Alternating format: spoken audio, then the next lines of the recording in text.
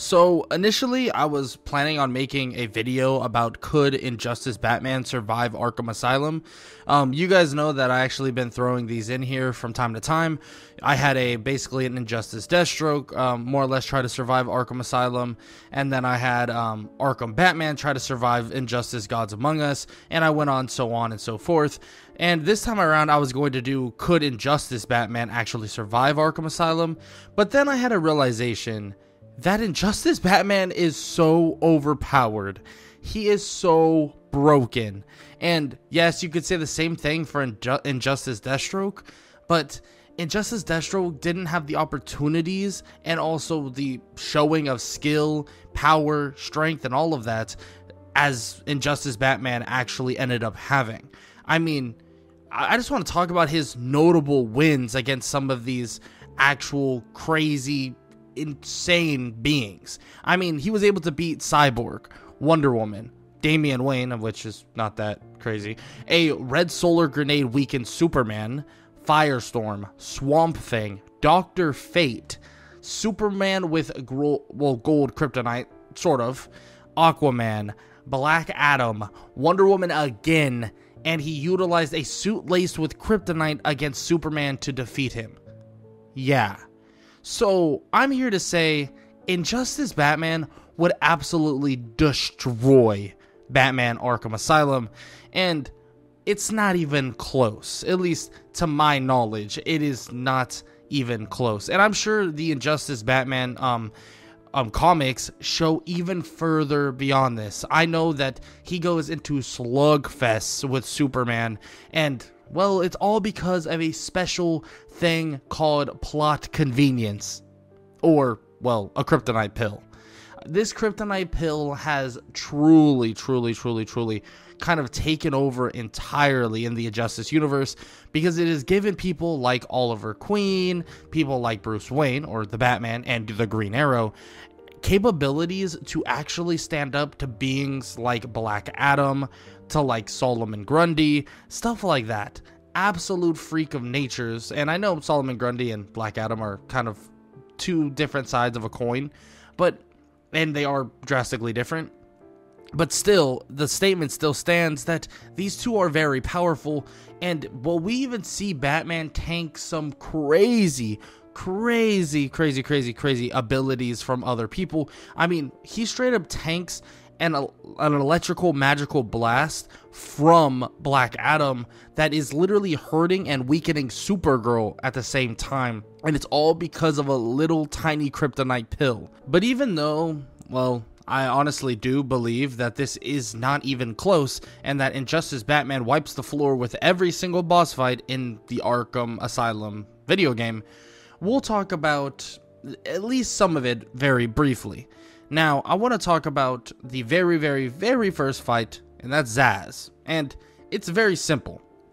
Batman in this world, or at least being dropped into the Arkham universe, will be kind of under the same protocol as Arkham Batman. And frankly, if you really wanted to, you could even take it up a notch and say, okay, this version of Batman's not allowed to make pit stops into the Batcave because maybe he doesn't somehow know how to get into that Batcave. Maybe he doesn't know how to actually enter that Batcave. So let's just not even allow him to get those refills and those refreshes.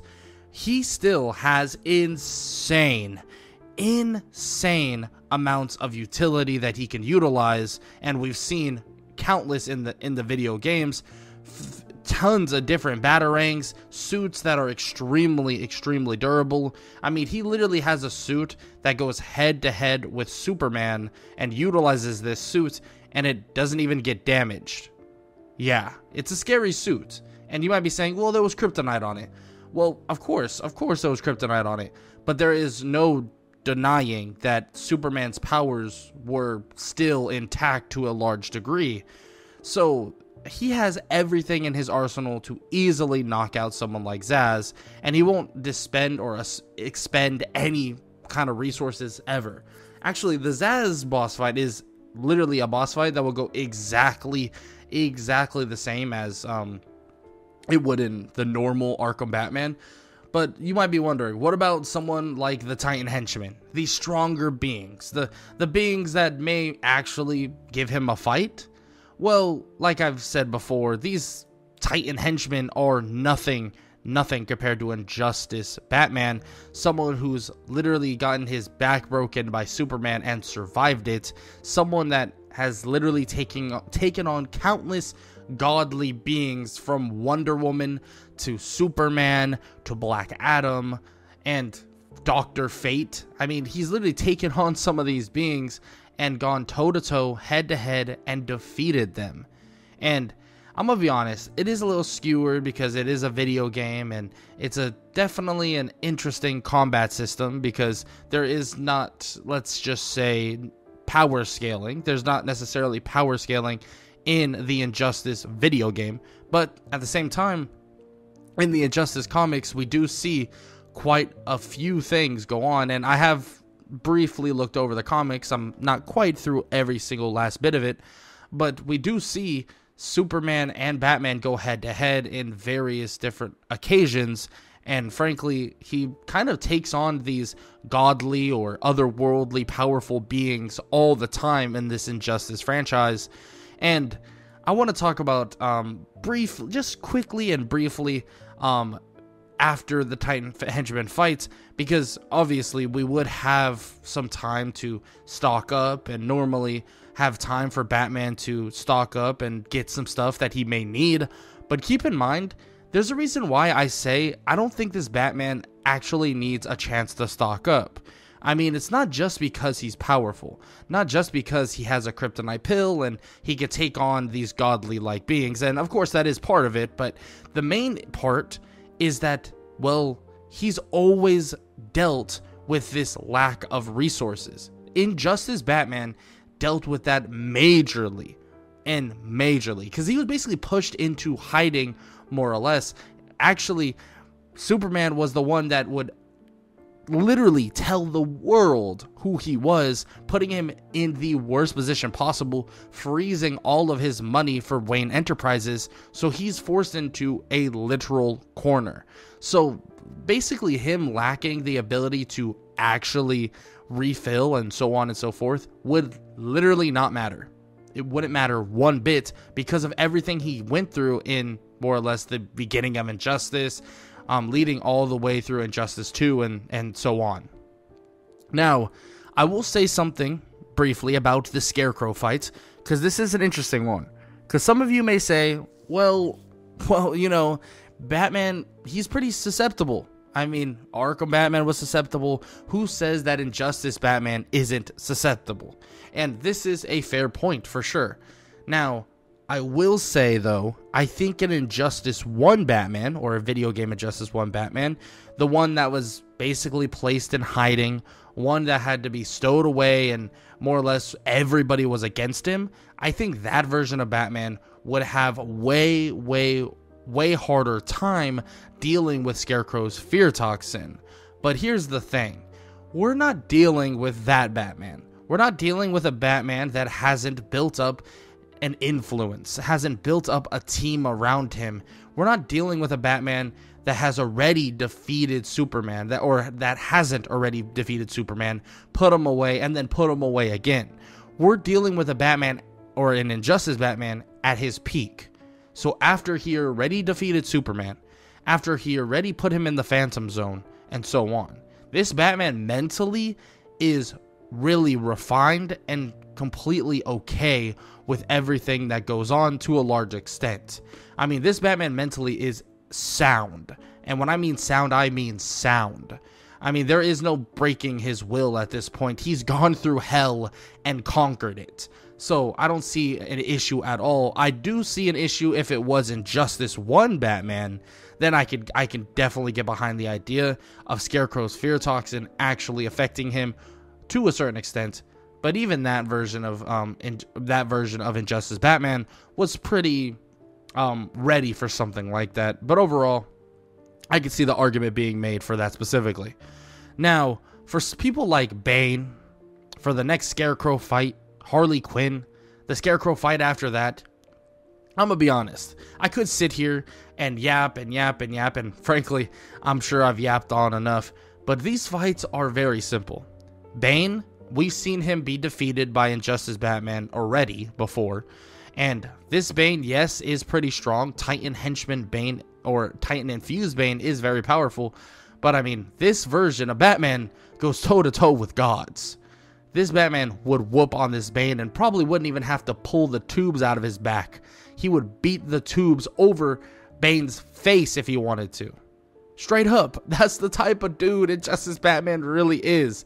This version of Batman is completely and utterly certified, at least in terms of fighting. I know some of you will be like, well, he did this and did that, and hey, I'm with you. That's for another video and another time, so let's leave that at that. And going into the Scarecrow fight 2, I mean, like I said before, mental warfare, not a game you want to play with this Batman. I don't think he'll have any trouble dealing with this fight or even the next one. Harley Quinn, I mean, most of it is just hacking through certain doorways and certain areas and stuff like that. And that is very simple for this Batman. I mean, this Batman's techie. This Batman was able to actually unbrainwash Brainiac's brainwash. Literally was able to get rid of the brainwash of Firestorm, of Swamp Thing, and even disconnected Brainiac from all of his robot beings. And that's a crazy feat in itself.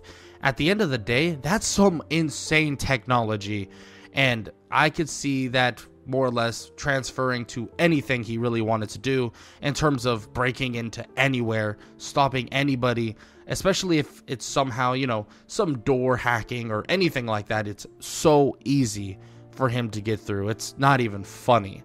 I mean, he literally, and I want to mean this, literally was able to more or less disconnect one of the smartest beings in the universe from its own more or less mothership, which is kind of a crazy thing to think about, that his technology was able to literally counteract Brainiac's technology. You would think there's no way in hell that's possible, but hey, we're living in a world, or at least a universe, that is possible. Like I've said before though, Scarecrow Fight 3, very easy. I mean, he might not even be sent into these worlds. Like, Scarecrow would not be a factor in these fights. Killer Croc, yes, he's very strong, very powerful, but that fight would not go well for Killer Croc either. And if you want to make it so Injustice Batman just, you know, runs away, leaves, or so on, just to basically get the cure for the whole Titan Poison Ivy, I can understand that. I mean, his mobility is pretty insane with all of his grapples and so on. So I don't see a point in even fighting Killer Croc, but maybe he wants to go one-on-one with him. Maybe he wants to go into a little bit of a slugfest, but he'd be able to beat Killer Croc. And before we go to the Poison Ivy fight, I will say this. The Kryptonite pill is on restriction in terms of a time limit, but luckily enough, it's kind of convenient that Arkham Asylum needed to be beaten in one night, and this Injustice Batman would easily beat it in one night. I mean, very quickly. So it actually kind of works with the perfect time frame of more or less how fast he needs to defeat Arkham Asylum. The Kryptonite pill is like kind of the perfect tick in the plan. At least you can more or less say that. Poison Ivy, on the other hand, Poison Ivy is arguably the strongest boss in this game, just not just because of the fight itself via the game, but more like this is a Poison Ivy who's already very, very strong, but now she's even boosted further with her plants being infused with Titan. So she is a pretty strong being, but overall, we've seen the technology that Injustice Batman has. We've seen the capabilities, the batarangs, pretty lethal batarangs at that as well. Grapples and grapple hooks that he could utilize to expose openings and so on. I mean, Poison Ivy in physical strength would be matched, if not overpowered, by this version of Batman, which is kind of a scary thought, especially because the final battle is supposed to be a Titan Joker, who is overall a physical overwhelming specimen.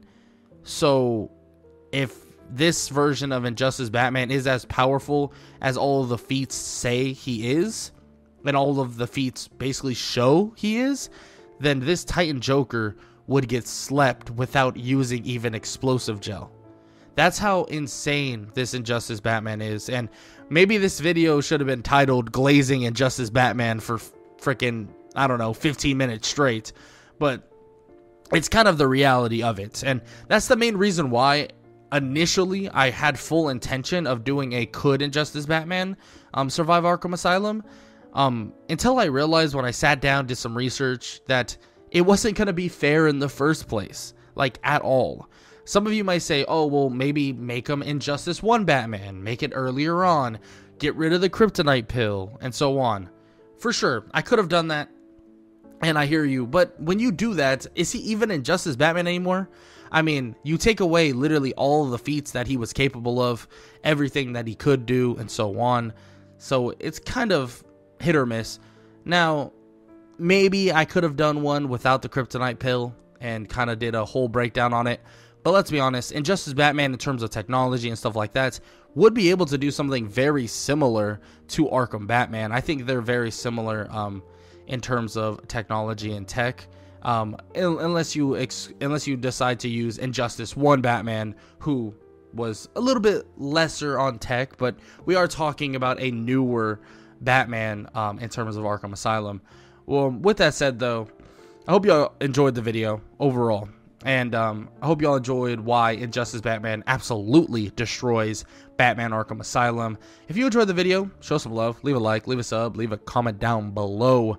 And I would love to hear what you guys want to see next, like what videos and so on. I'm not the biggest fan of these like could videos, but I really love the more rant analysis type videos that I've done previously on this channel. Maybe like talk about certain characters. Let me know what you want to see next. Love to hear your opinions. And if you enjoy this video, well, YouTube thinks that you'll enjoy this one, so you should really go check it out. Why not, right?